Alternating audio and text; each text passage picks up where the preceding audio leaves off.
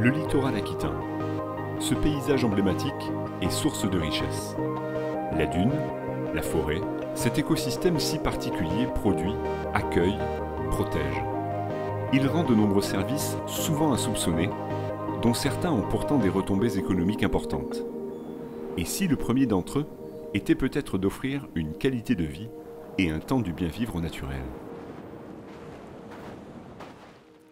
Cet espace littoral pourrait être schématisé en une série de bandes, le bleu de la mer avec de l'énergie marine, ensuite la bande jaune qui est le bombement dunaire, le cordon où on trouve l'Oya et une série de plantes endémiques qui ne poussent que là.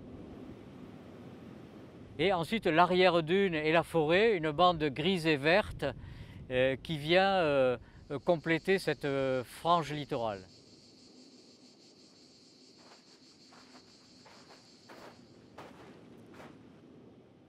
Ce lieu, ces dunes littorales, comme beaucoup d'espaces dits naturels, sont à la conjonction, disons, de l'action de la nature et de l'action de l'homme. Il faut intégrer l'homme pour comprendre ces milieux.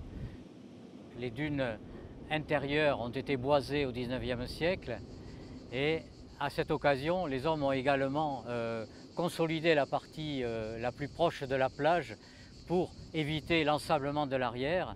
Et aujourd'hui, cette dune littorale, c'est un peu le balcon sur la plage. C'est la zone qu'on traverse avant d'aller se baigner. C'est l'écrin dans lequel on vient passer ses vacances.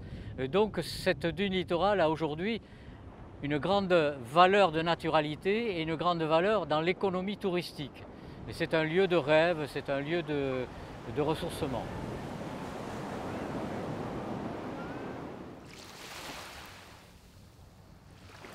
Lorsque j'étais enfant, je venais sur la façade atlantique à la pointe du Cap Ferret.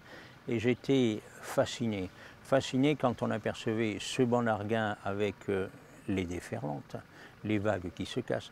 J'étais fasciné par cette langue de sable blanc qui remontait vers le nord, par les dunes du Pilat que j'avais directement sous les yeux. Et puis peut-être mon âme d'Ilien faisait que je me sentais déjà ancré dans ce sable.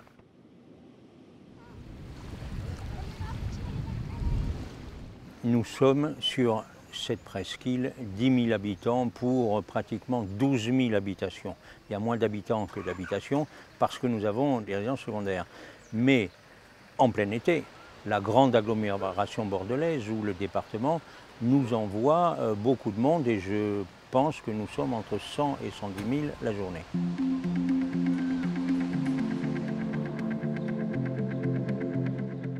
Je dirais que la beauté de notre paysage, la qualité de la presqu'île, eh bien, ces deux choses font que c'est un outil de développement économique.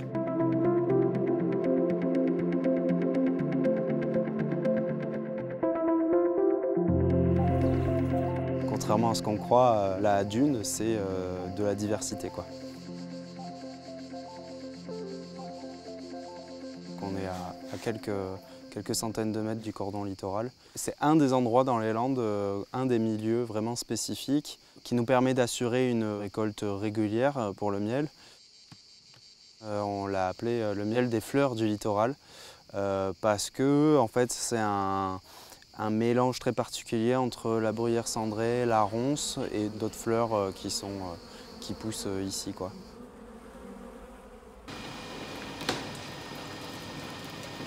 Ça donne un super goût à ce miel, à la fois avec l'acidité du miel de bruyère et le fruité de la ronce.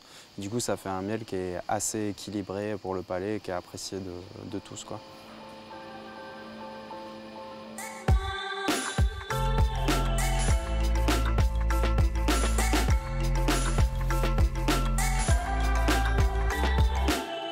Aujourd'hui, je dirige une entreprise familiale qui a été créée par mon grand-père, dont la base est la production de bois et de produits forestiers. C'est avant tout une source de matière première, cette forêt, parce que c'est vrai que notre spécificité, c'est d'aller depuis l'arbre, le billon, la forêt, jusqu'au produit fini, prêt à poser dans les maisons.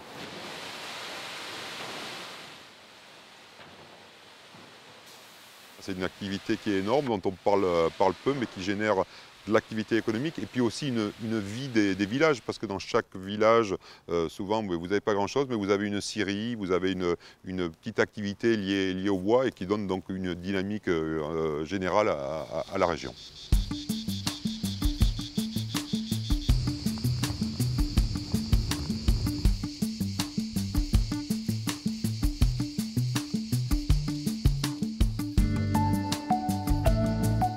Depuis toute petite, je baigne un petit peu dans ce milieu. Je suis issue d'une famille de forestiers.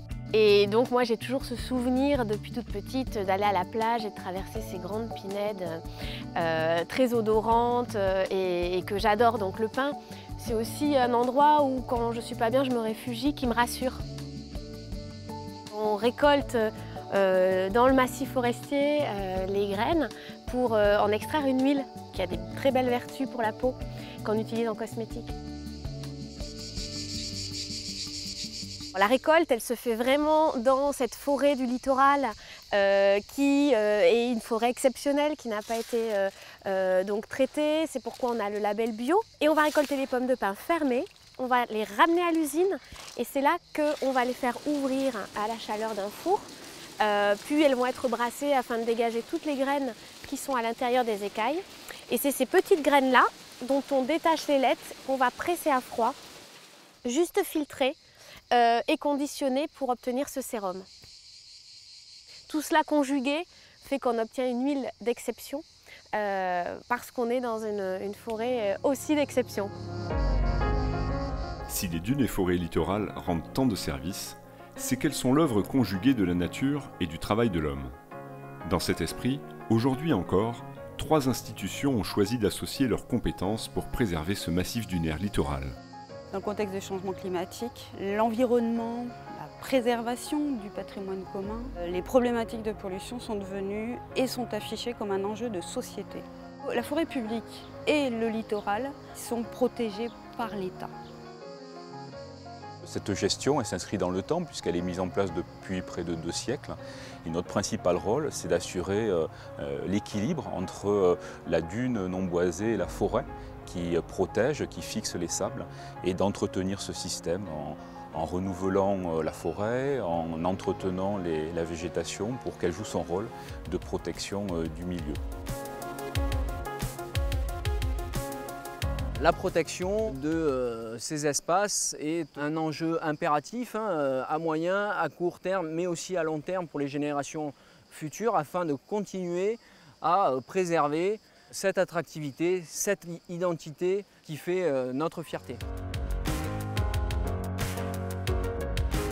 Protéger les dunes et les forêts littorales, c'est assurer la pérennité de ces bénéfices pour les générations à venir. Car demain prend racine aujourd'hui.